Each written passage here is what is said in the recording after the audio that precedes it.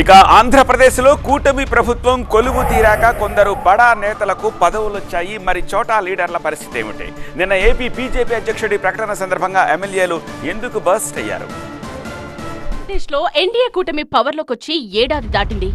కూటమిలో భాగంగా బీజేపీలోని పెద్ద నేతలకు పదవులొచ్చాయి. సోము వీర్రాజుకు ఎమ్మెల్సీ పదవి దక్కింది. పాకా సత్యనారాయణకు రాజ్యసభ ఎంపీ పదవి వచ్చింది. ఆర్ కృష్ణయ్యకు కూడా రాజ్యసభ సభ్యుడిగా అవకాశం కల్పించింది పార్టీ. పలువురు నేతలకు రాష్ట్ర స్థాయి నామినేటెడ్ పదవులు వరించాయి. సంస్థాగత ఎన్నికల సందర్భంగా గ్రామ స్థాయి నుండి జిల్లా స్థాయి నేతలు బడా నేతలకు సున్నితంగా చురకలంటించారు. తాము పార్టీ కోసం కష్టపడి పనిచేస్తున్న కూటమి ప్రభుత్వంలో పదవులు రావడం లేదని ఆవేదన వ్యక్తం చేశారు.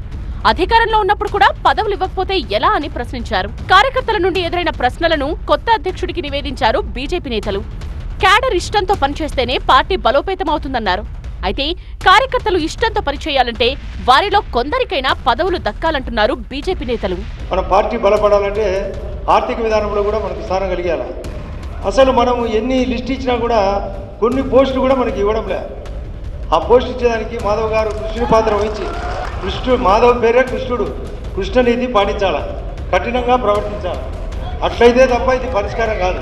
మిగతా పార్టీలతో పోలిస్తే ఏపీలో బీజేపీకి కాస్త తక్కువ క్యాడర్ ఉన్న కమిటెడ్ కార్యకర్తలున్నారు. లాభాపేక్ష లేకుండా పార్టీ కోసం పనిచేసిన వారున్నారు. అలాంటి వారికి ఖచ్చితంగా పదవులు ఇప్పించాల్సిన అవసరం ఉందంటున్నారు బీజేపీ ఎమ్మెల్యేలు. కొత్త అధ్యక్షుడు మాధవ్ వారికి ఏ విధంగా న్యాయం చేస్తారో చూడాలి మరి.